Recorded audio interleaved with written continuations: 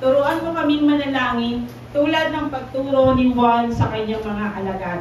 Sinabi ni Jesus sa kanila, kung mananalangin kayo, sabihin ninyo, aming Ama na nasa langit, pakabanalin ang iyong pangalan, dumating nawa ang iyong paghahari, mangyari ang iyong kalooban, kung paano sa langit, maging gayon din sa lupa.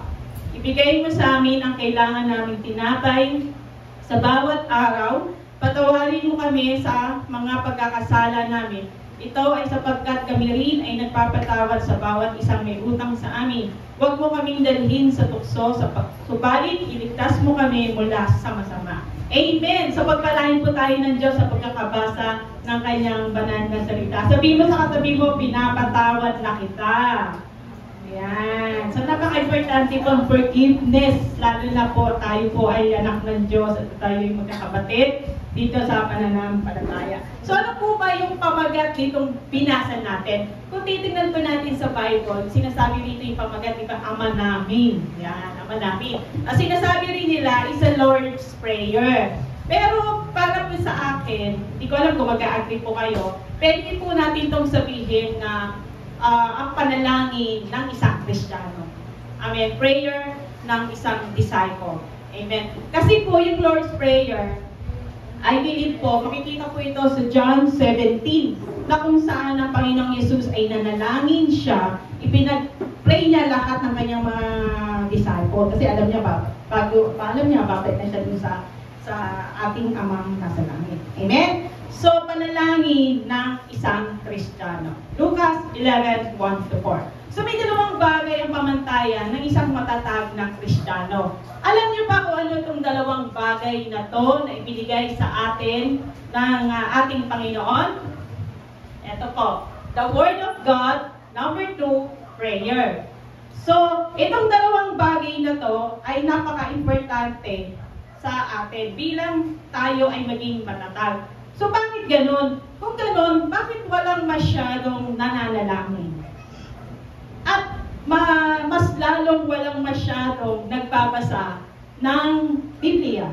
Kung itong dalawang bagay na to ay napaka-importante sa pamantayan natin bilang isang Kristiyano. Alam niyo ba kung anong tawag doon? Ang tawag doon is ignorant. Sabi nga sa Hosea 4:6, my people are destroyed for lack of knowledge. So praise the Lord, tama-tama rin yung tinuro ni Sister Flor kanina sa devotion, sa knowledge. Napaka-importante po na may karunungan, napaka-importante na mayroon po tayong alam. Ayan. So, napapahamak ang mga tao kapag wala po siya ng lack of knowledge. Kaya nga po tayo, dapat alam po natin yung dalawang bagay na yan na ibinigay sa atin ng ating Panginoon, yung Word of God, tapos yung prayer. Kasi every time po na may mga problema dumarating sa buhay natin, ano po yung dapat na gawin natin? Kasi para po sa akin, ang panalangin ay parang katulad ng ating paghinga. Di ba yung paghinga, pinaplano mo ba kung anong oras ka hihinga?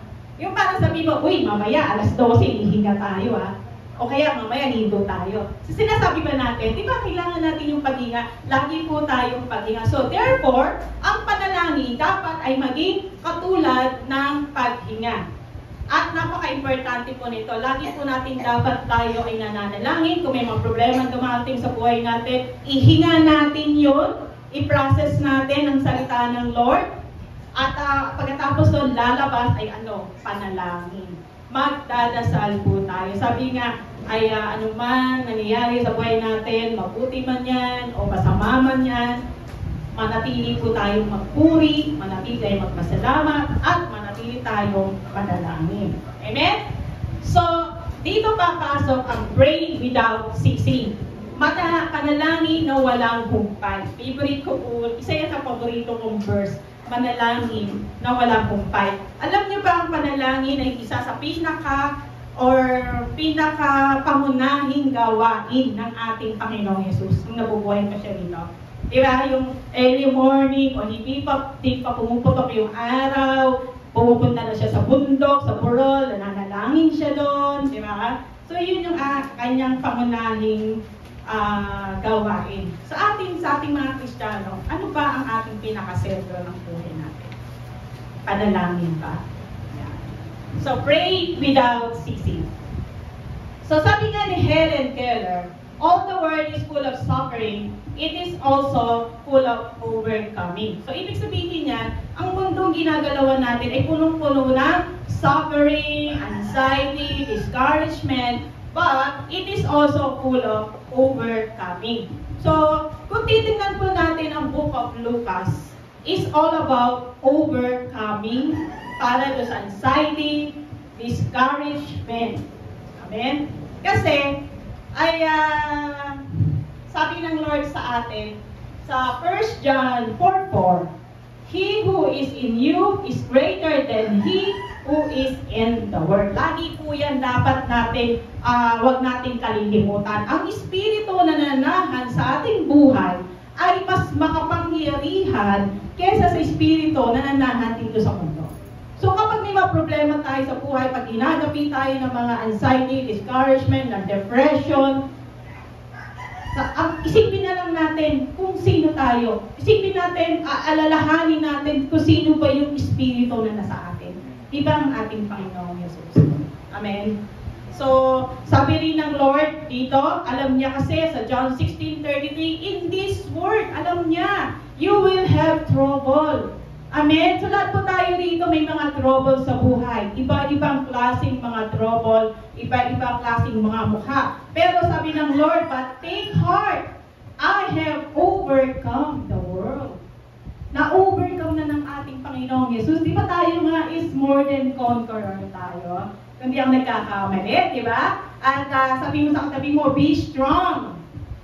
Yan. Sabi sa Psalms 31:24, be strong and take heart. So makita natin paulit-ulit na sinasabi, take heart. Kaya nga lagi, pagka paulit-ulit, ibig sabihin ay importante. So take heart, guard your heart. Yan lagi, dapat i-guard yung puso natin Kasi yung puso natin, minsan kapag may mga emotion, masyado tayong emotion, nadadala tayo ng emotion. Dapat guard your heart. Anyway, sabi nga ng Lord, take heart, all you who hope in the Lord. Amen. Kaya napapansin nyo, kahit ang dami nating mga problema, nakakangiti pa rin tayo, nakakatayo pa rin tayo, di ba? Sa biyaya ng ating Panginoon, sa presensya ng ating Panginoon. Amen. Ayan. So, bago muna ang lahat, sabi nga in the beginning of Lucas, bibigyan ko lang kayo ng konting background. Sa book of Lucas, kung titingnan natin mula chapter 1 hanggang chapter 10, ay nag-enter ang Panginoong Jesus bilang baby. Siyempre, pinakita siya baby, dahil pagkatapos, inintroduce siya sa mundo bilang isang man. Diba, naalala nyo, nang binaptize siya ni John the Baptist, diba, pinakilala siya ng ating Panginoong Diyos Ama, ito ang aking tinalulugtang anak. Then second, bago po siya nag-start ng kanyang disciple, sa Lucas 4, ay nag-prayer and fasting ng ating Panginoong Jesus ng 40 days and 40 nights. So mga kapatid, napaka-importante na sa bawat ginagawa natin, lagi po tayo nananalangin. Ayan. At hindi lamang nananalangin, dapat sikapin natin mag-fasting din. Ako pinagpipray ko rin sana makapag-fasting din ako ulit. Amen? So pagdating sa Lucas 5, in-invite niya, ito na, nagtawag na siya ng mga disciples, para to learn from Him and to be trained, para ma-train, ma-carry on yung ministry ng ating Panginoong Jesus. Di ba tayo, sinusundan natin palagi yung sino yung magandang ehemplo, sino yung magandang modelo. Di ba ginagaya natin yan? So naalala ko dati, nung nasa Dubai pa ako, umattend kami ng church service gabi yun, ay meron invite ko na guest speaker, babae siya from Hong Kong. So nagandahan ako, ang ganda ng itsura niya, pati yung pananawit niya, tapos yung pag-preach niya, tapos no time na yun, ano pa ako, manggagawa pa lang, so hindi pa malalim. Sabi ko, Lord, gusto ko palang araw, ganyan ako. Gusto ko, gagayahin ko. So tinandaan ko yun. Kaya aminin ko po sa inyo, ako po kasi, gusto ko po yung laging, yung maayos, ganun ba? So tinandaan ko siya, siyempre di ba sabi ko nga sa inyo, ang mga disciples, nakita nila yung magandang halimbawa ng Panginoong Jesus, kaya ginagayan din nila ito. Amen? So Jesus Christ spent time with His disciples and teaching them. Amen? So ito yung turning point pagdating sa Lucas 9, nag-send out na siya sa mga disciples sa tao kung saan nag-spread out na para ay binigyan, hindi lamang yun, binigyan niya ng power, ng authority, para mag-drive out, magpalayas ng mga demonyo, magpagaling ng mga may sakit, di ba? And to proclaim the kingdom of God. So makita natin, ganun din po tayo kapag every time po tayo nag-evangelize, di ba? Nag-spread out tayo, pumupunta tayo sa mga bahay-bahay, at tapos pagkatapos nun, ay may mga experience po tayo, naiinigos si Pastor. Yun, di ba? Tapos nagkukwentuhan, di ba? Tapos may times pa nga doon na, Guru, meron doon, hindi kami tinanggap, di ba? Sabi ng Lord Jesus, pagpag nyo lang.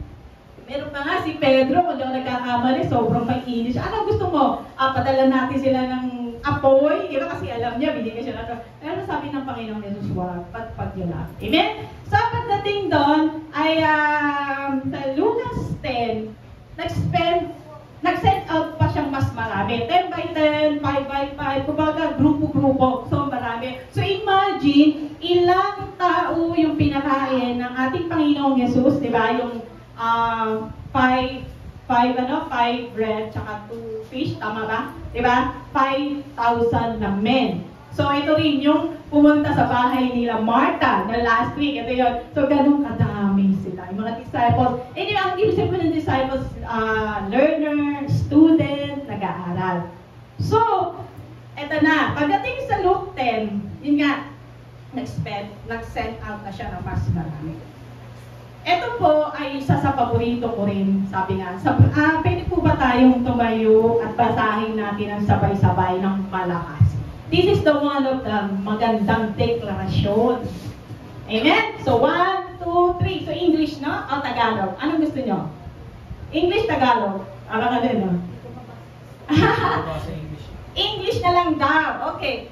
Tagalog na lang. Okay, Tagalog. Okay, 1, 2, 3. Ang Espiritu ng Panginoon ay sumasa akin, sapagkat hinirang niya ako upang mapangaral sa mga mahihirap ang magandang balita. Isinugo niya ako upang ipahayag sa mga bihag na sila'y lalaya at sa mga bulag na sila'y makakita. Isinugo ako upang pahayain ang mga inaapi at upang ipahayag ang panahon ng pagliligtas ng mga.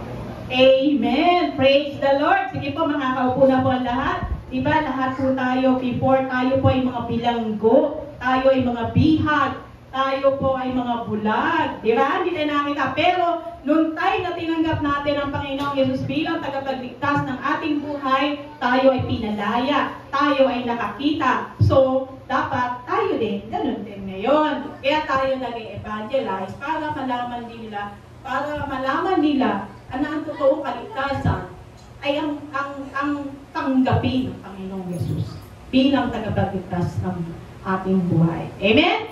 So, sabi nga, I have given you authority to trample on snakes and scorpions to overcome all the power of the enemy. Nothing will harm you. Kaya mga kapatid, napaka-importante na nagbabasa po talaga tayo ng Biblia kasi dito nakikita, nalalaman natin kumbaga, nakakaroon tayo ng kaunungan, yung promises, yung authority, yung power na ibinigay sa atin ng ating Panginoon. Binigyan niya tayo ng power na yan. Alam ko niyo, nagkakamali din sa South Africa, may nabasa akong ganon, na may isang pastor doon, ay ginawang literal pa naman yan. Kasi sabi ng Lord, binigyan niya ng authority to trample on snakes. O ginawa niya, nagpatuka sa so wala nangyari, namatay. So, huwag po natin siyang gagawin ganun literal, ha? Amen? So, yung authority, ibig sabihin yung power na nandito sa puso natin, sa buhay natin, ay nasa atin ang ating Panginoon. And nothing will harm us. Amen? So, makikita natin din, ang mga disciple, katulad na sinabi ko sa inyo, nakita nila yung na-witness nilang prayer life ng ating Panginoong Yesus, kung paano siya nakakipag-usap, at nakita rin nila ito, di ba? So there's something na, ang galing naman mag-pray ng ating Panginoong Yesus, paano kaya yung ating guro, ganyan, di ba? So, mga kapatid, bago muna pala ang lahat, gusto ko purong ipaalala din sa inyo. Ito ay isa sa paborito ko rin verse sa Romans 12. Do not conform any longer in this pattern of this world. So, mga nangyayari sa mundo ito, huwag po tayong makiayon, huwag po tayong natin sundin yung pattern ng mundo na yan. Kasi, ay sabi nga, but be transformed by renewing of your mind. Kasi minsan nakakalimutan natin kung sino tayo eh.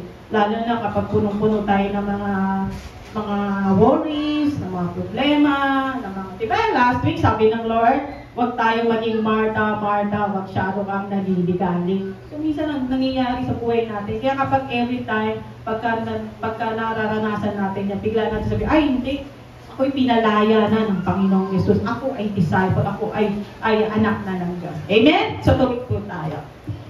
So nakita rin nila kung paano rin si John the Baptist na i-instruct yung mga followers niya para dito. Kasi ay itong mga disciple, kung di pa ako nagkakamali, ayon sa mga scholar, ay itong mga sumusunod kay Jesus noong time na yan, ay ito rin yung mga followers din ni John the Baptist.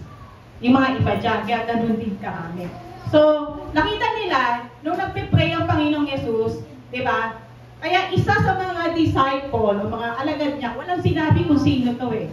Sabi nila, Panginoon, turuan po ninyo kaming manalangin tulad ng ginawa ni Juan sa kanyang mga alagad. Kasi si Juan the Baptist, bago binaptize si Jesus Christ, sinabi niya sa mga followers niya na, repent, di ba? Sinabi niya, repent, magsisi na kayo, ihandaan niyo yung dadaanan ng Panginoong Hesus, di ba? Sinabi niya yon. So nakita rin, sabi ko nga kanina, yung mga followers ni Jesus Christ, ito rin, nakita rin nila yung ginagawa ni John the Baptist, kung kaya nag-request sila kay Lord Jesus na sila rin ay turuan kung paano manalangin. Kasi nga nakita nila kung paano manalangin ng Panginoong Hesus.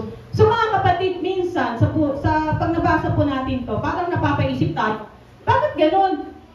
Nagpalayas na sila ng demonyo, nagpagaling na sila ng mga may sakit, nag-spread na sila to proclaim the kingdom of God. Pero sa kabila nun, bakit ngayon lang sila tuturuan ng Lord mag-pray? Ayan. Diba? After all this time with Jesus, He teach His disciples about prayer. Why now? Bakit ngayon lang? Diba? Parang bakit nahuli yata? Diba? Kanina sa Luke 4, nag-prayer and fasting ang Panginoong Yesus bago na niya sinimulan ng ministry. Bakit ito mga disciples? Nauna yung gawain sa field, kumbaga. Nauna yung ginagawa, yung nagpapagaling, nagpapalaya, diba? Nauna yon. So bakit nahuli itong prayer? Alam niyo ba kung bakit? Kasi ayaw ng Lord na pinipilit tayo. Napipilitan tayo. Ayaw niya yon. Gusto niya, tayo yung mismong lalapit, tayo yung mismong magtatanong sa Kanya. Amen? So, gaya ng ginawa ng mga disciples, sila mismo ang nag-request na sila ay turuan na manalangin. So, naalala ko tuloy dati, nung nag-start pa lang ito, ay lagi po ako nagpa-follow up kasi isa rin niya sa ministry na ginagawa ko sa Dubai. Mahilig po ako mag-follow up, mangumusta, ganyan-ganyan. So one time, merong nagsabi sa akin, hindi naman directly sinabi sa akin, kundi ay sinabi lang sa kanya, tapos parang sinabi rin sa akin. Maritas no? Sa akin gano'n, may pastorang kulit-kulit mo daw. Lagi ka raw na nangungumusta, ano ba yan? Namimilit ka daw na mag-church sila. So, syempre, nasaktan ako. Parang, bakit gano'n? So, kasi ko na lang pinansin. Naiyak na, nag-pray na lang ako. So, yun nga, sabi ko nga sa inyo, every time po na may nangyayari na sa atin, na nalulungkot tayo, pray lang po tayo. Anyway, pag binasa po natin itong Book of Lucas, makikita natin na sa magandang company tayo. We are in a good company. Kasi those people, mga disciple, actually they're following Jesus Christ. Ang sinusundan nila ang ating Panginoong Jesus. Kumbaga, nasa tamang kalalagyan po tayo. Amen? So, Jesus teach the disciple about prayer when they ask. Nung sila na mismo ang nagsabi. Amen? At sabi nga, only the uncurious, hindi nagtatanong, hindi curious, and they are the arrogant, don't ask questions. Minsan ganun po tayo eh. Yung parang, ay, alam ko na yan. Ay, huwag mo nga akong tuturuan, mas magaling nga ako sa'yo. Meron ba? O kaya, ay, mas nauna ako sa'yo. O kaya, minsan naman, pastor ako, huwag mo akong tuturuan. Mga ganun, di ba? So, huwag po tayo maging arrogante. So, we need to be humble. Dapat nandun pa rin yung pagiging humility natin. So, wala pong masama kung tayo ay magtatanong.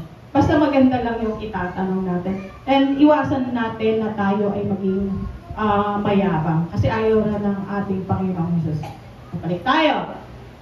So nangyari, yan nga, ito na nga, sinasabi ko sa inyo, na tinuruan o gusto nila na magpaturo silang manalangin. So napansin nyo, Panginoon, turuan mo kaming manalangin. Hindi niya sinabi na, Panginoon, turuan mo nga silang manalangin. Hindi sila marunong mag-pray. Di ba? Sinabi niya, turuan mo kami. Sabihin, sinabi niya yung kanyang sarili. So gusto ng mga disciple na sila ay turuan ng Lord na manalangin.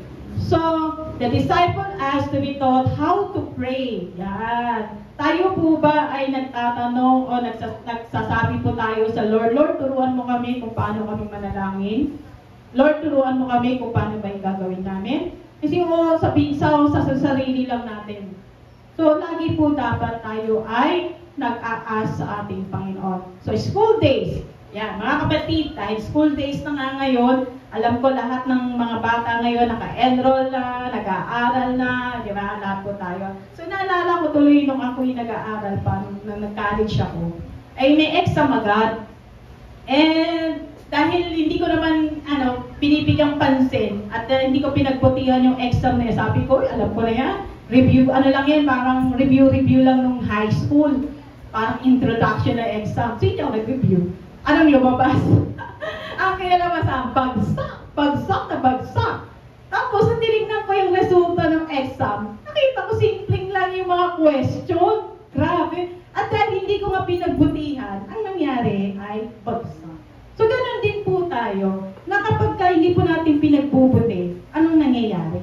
Bumabagsak po tayo. And marami po sa atin ang bagsak dito sa panalangin. Kasi minsan iniisip natin, yung panalangin is, lang, sa mga bagong Kristiyano lang. Di ba? Parang minamani-mani lang natin, ini-ignore lang natin, kumbaga, hindi natin pinapansin, ano lang yan, ganyan, di ba? Kung hindi natin alam, napaka-importante pala ng panalangin.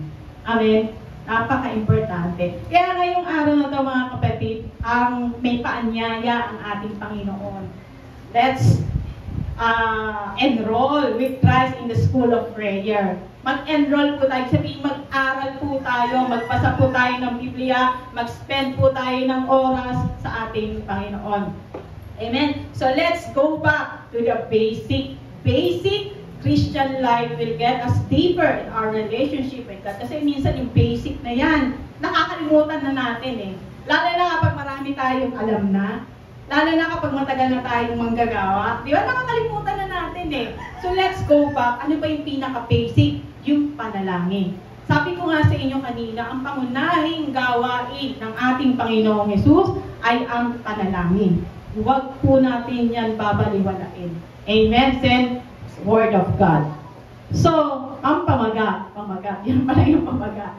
Turuan mo kaming manalangin. Ayan. Lord, turuan mo kaming manalangin. Turuan mo kami kung paano manalangin. Ano ba ang dapat nating manalangin? Mga kapatid, di ba nung mga bata pa tayo, akala natin kapag nagpipray tayo, we're asking God dun sa mga things na gusto natin.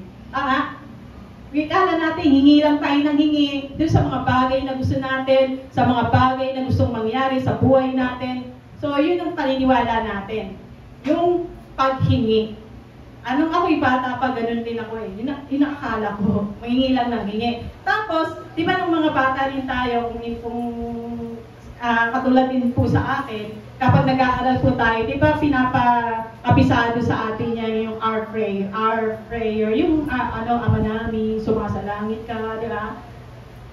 Naalala ko yan nung nagsisimba pa ako sa Catholic nung bata ako, kapag magpe-pray, pagkakanta na yan, di ba, nakaganyan, Ama namin, feel na feel ko yun.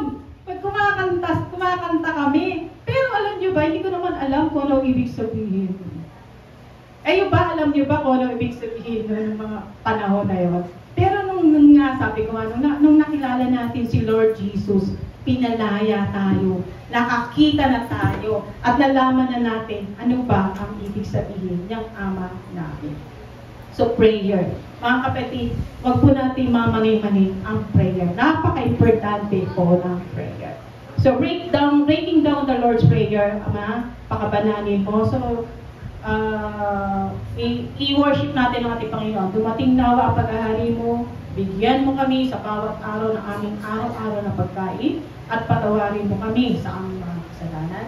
And lastly, huwag mo kaming dalhin sa puso. So, ito yung model ng prayers na dapat na ginagawa natin kapag po tayo nananalangin. And gusto rin ng Lord na hindi naman, kung patawag naman yung kakabisaduhin lang natin, re-recite natin, din wala sa puso natin. So remember, sabi ng Lord Jesus sa New Testament, gusto niya, pag nananalangin tayo, dapat maging katulad tayo na parang isang bata. Kapag nananalangin ng bata, nandun yung heart niya, nandun yung sinasabi niya lahat, ang gusto niya, lahat ng question niya, tinatanong niya ang ating Panginoon.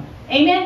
So, mga kapatid, ano ba yung elemento ng School of Prayer? So, unang-unang, student, subject, teacher, then enrollment. Yan daw yung apat na elements ng prayers. Student, subject, teacher, enrollment. So kapag nagpe-pray po tayo, ay ini-invite po natin ang Panginoon sa buhay natin. Na gusto natin na maghimasok siya sa buhay natin. Gusto pa natin na maghimasok ang Panginoon sa buhay natin? Siyempre gusto natin. So in this passage, Luke 11:1-4, ay we encounter one of the most profound, sabi ng profound is malalim, then cherish, sa Tagalog, tinatangi. Malalim, itinatangi. Tapos pag napapaisip din natin, Pastor, ang simple lang naman yung scripture na yan. Ang simple lang naman yung prayers na yan, di ba? Yes, yung prayers ay is a simple, even the children can learn how to pray, but tandaan natin, ang mga mature o yung mga mature na tao, sila rin, hindi rin nila ma-arok, o maintindihan o maunawaan yung essence ng prayers. Amen? So, dito natin sa elements of prayer, mabilis lamang po. Una, Lord, teach us to pray. Alam ko, bago tayo umalis sa puluwagang ito, ay makakabisada natin na Lord, teach us to pray. Minsan kasi akala natin, galing-galing natin. Diba? Pero hindi, huwag natin anihin yun. Lagi po dapat na tayo ay nandun yung pagiging mapagpumbaba. So, the student, lahat po tayo na nandito, mga estudyante, mula sa bata hanggang sa pinakamatanda, mula sa pinakabagong Kristiyano hanggang sa pastor, bishop, or apostol, ganyan, lahat po tayo rito ay mga estudyante. Walang magsasabi na, ay, hindi na ako estudyante. Lahat po tayo rito ay estudyante. So, ano ba yung communion mo kay God? Do you feel that this kind of, this content that you want to learn? So, naiisip mo ba na, mas kailangan ko pa bang manalangin? Kailangan ko pa bang mag-aral pa kung paanong manalangin? O tama na ba itong aking pag-aaral na pananalangin? Kaya po dapat pag may mga seminar, may mga training, huwag po natin yung palalagpasin. So naalala ko dati nung nasa Dubai pa kami ni Pastor Wendell, pag may mga seminar, training, ay talagang ina-attenan namin yan. Wala po kami pinalalagpas. Excited po kami palagi. Kaya dapat po tayo rin, dapat lagi po tayong excited. Dito nga nakita ko rin, hindi ako nagkakamali, may mga nababasa ako, gusto ko rin uma-attend doon, kaya lang may mga bayan, ang mamahal pa meron. Pero nga ako nakita makikinig ka lang ng seminar, attend ka, 2,000 ang bayad. Tapos meron naman 1,000, pinakamababang nakita ko, 100. Kaya lang layo naman. So, pero matalang doon sa Dubai, halos lagi, libre, no? Libre. Kaya dito po, kaya napapansin nyo kapag ka nag-aano tayo, libre. Lagi. Kasi, we believe na ang pag-aaral ng salita nga ng Diyos, libre mo itong tinanggap. Dapat libre mo rin siya ibabahagi. Diba? Kaya may mga tao, kapag hindi napapansin kapag nag-evangelize tayo, takot na takot sila pag lumalapit, ay naku, may sobre yan. Diba? Na-encounter Pastor Ken, one time lumapit ako sa SM Fairview yata yun. Sabi pa naman sa akin ng baba, ay miss, baka mamaya may sobre ka dyan ha. Ay hindi po, libre po namin itong binabahagi kasi libre po namin itong tinatanggap. So pag-pray na lang din po natin sana na yan. So yun nga, if you want to learn to pray, enroll now. So mag-aral po tayo ng salita ng Diyos, mag-aral pa tayong lalo na paano tayo manalangin. At ngayon naman, kung hindi ka naman struggle dun sa pagpe-pray, yan, huwag ka naman confident. Dapat mag-aral pa rin po tayo ng lalo. Sabi nga is, ano ba yung sabi nga nila, ay ang buhay ay hindi tumitigil. Kaya dapat ang pag-aaral natin sa salita ng Diyos ay hindi rin tumitigil. Amen? So the subject, mga kapatid, ano ba yung subject na dapat nating aaralin? Sabi nga, ay if loving God is the greatest commandment, di ba? Ito yung pinaka-greatest. Dapat, yung prayers, yan din dapat ang pinaka-greatest na subject na kailangan nating matutunan. So, prayer is a priority subject that we need to learn. Kasi minsan ayaw natin mag-aral, tama na ito, yung pagka nagpe-pray, o ano. Di ba nakita natin, kung babasahin natin yung New Testament, yung prayer life ng ating Panginoong Yesus, kung paano siya manalangin, di ba? Hindi pa pumuputok ang araw, nandun na siya sa bundok, nagpe-pray siya doon, ilang oras, and then, idagdag pa natin yung 40 days and 40 nights, na prayer and fasting siya. So lahat ng ginagawa niya, bago niya gawin, bago niya simulan, nagpe-pray muna siya. Tayo ba, pagising ba natin ng umaga, ano ba una nating ginagawa? Nagpe-pray ba tayo o inuuna natin yung gawain natin sa bahay? O kaya sabihin, ay naku, nagmamadali ako, kailangan makaluto na ako, makaprepare na ako, kasi baka maliit yung mga anak ko. Yung pagpe-pray, ay Lord, mamaya na yan, understanding ka naman, di ba? So dapat lagi natin unahin ang prayers. Amen? Katulad nga kanina sinabi ko, ang prayer ay dapat maging katulad ng ating paghinga. Diba? Lagi tayong humihinga. So, dapat lagi po tayo nananalangin. O, if loving God is the first and greatest commandment, ulitin ko ulit, prayer must be.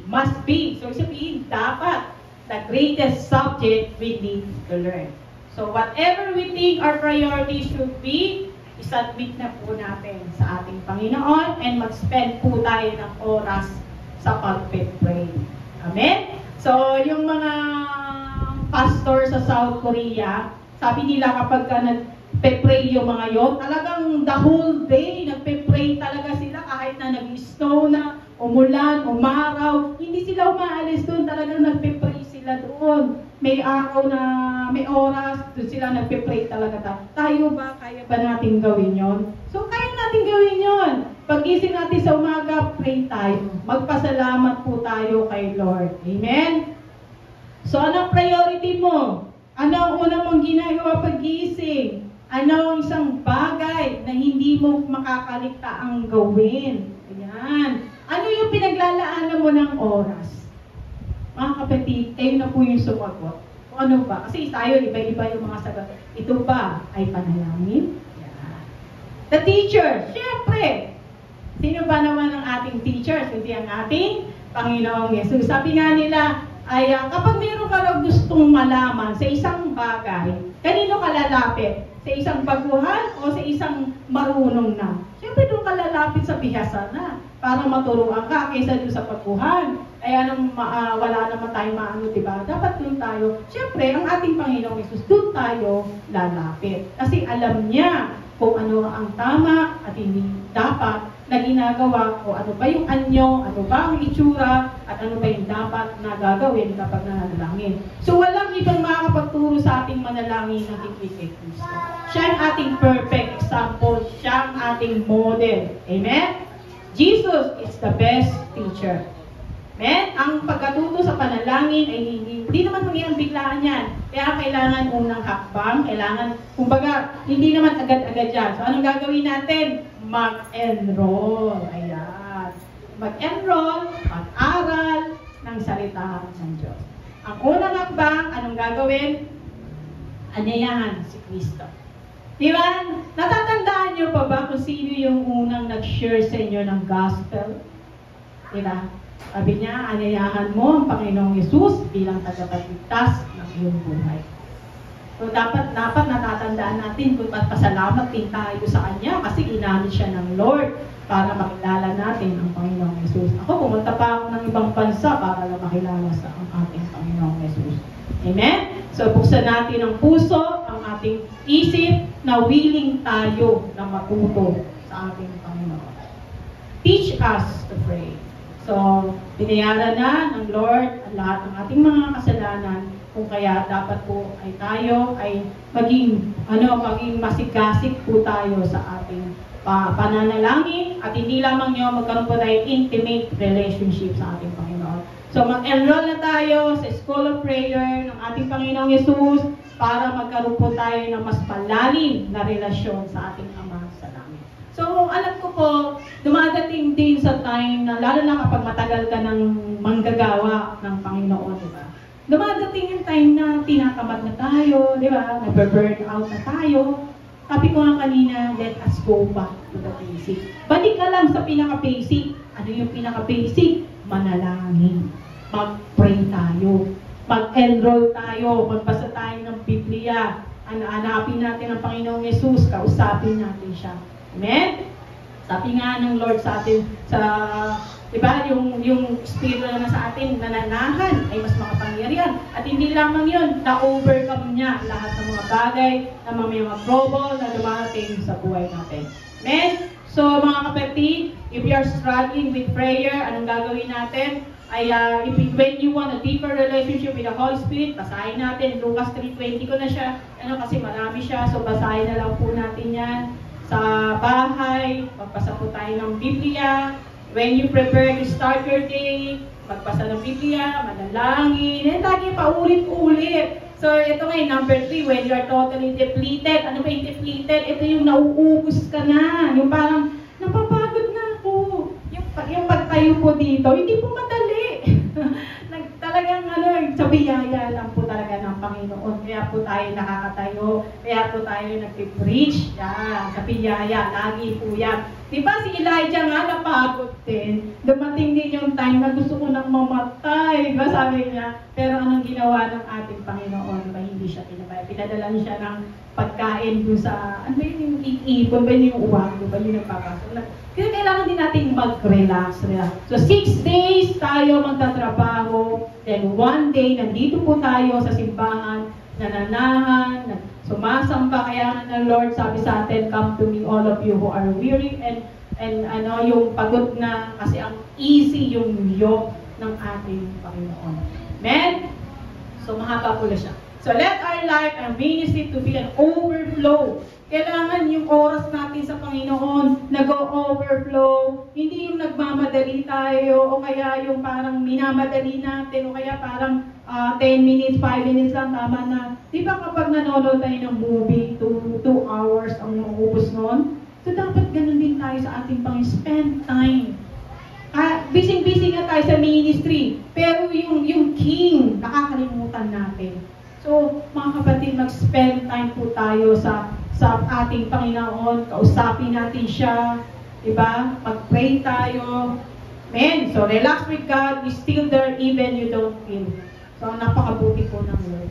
Kahit sa kabila ng pagkukulang natin, sa kabila ng mga kasalanan natin, nandyan pa rin siya. Nararamdaman natin. Nandyan siya. Amen? And then, ano pa ang tinuturo ng 11:1-4 ng Lucas? It reminds us to honor God, that we do to live in a way that reflects His holiness.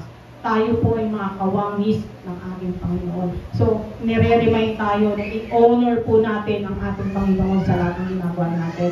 So, we can learn important lesson. We should pray, pray, pray, pray.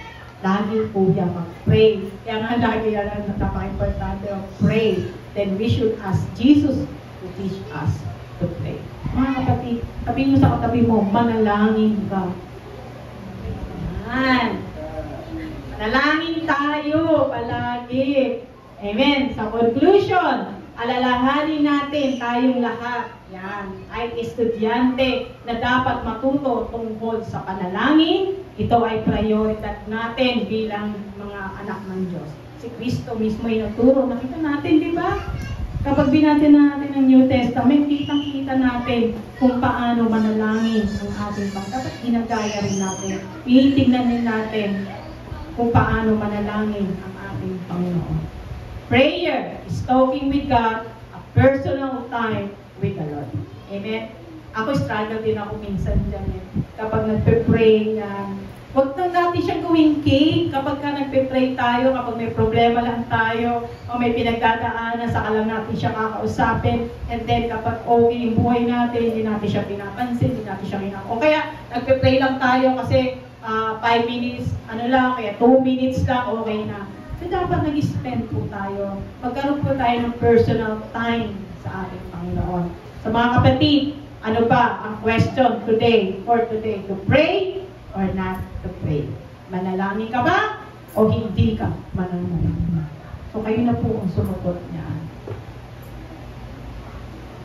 Sabi nga, no prayer, no power, little prayer, little power, much prayer, much power. So, dapat lagi tayong mananalangin para mas maraming power.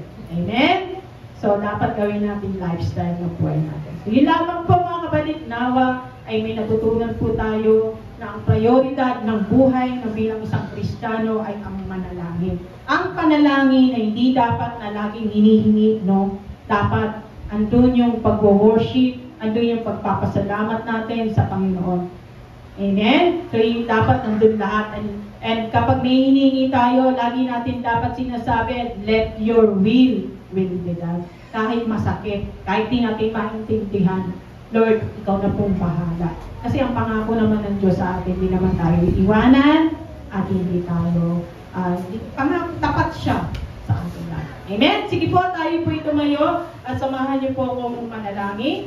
Panginoong Diyos, Ama namin, makapangyarihan sa lahat, salamat po muli sa umagang ito na binigay niyo po sa amin. Salamat din, Lord, sa pagre-remind mo sa amin na napaka-importante po ang panalangin. Napaka-importante po na magkaroon kami ng personal time sa iyo, Panginoon, na kami po ay kahit na busy-busy sa buhay namin, kahit na busy-busy sa ministry, dapat po hindi po namin kakaligtaan na magkaroon ng oras para sa iyo, Panginoon. Turuan mo kaming manalangin. Turuan mo kami na mag-spend ng oras sa iyo, Panginoon. At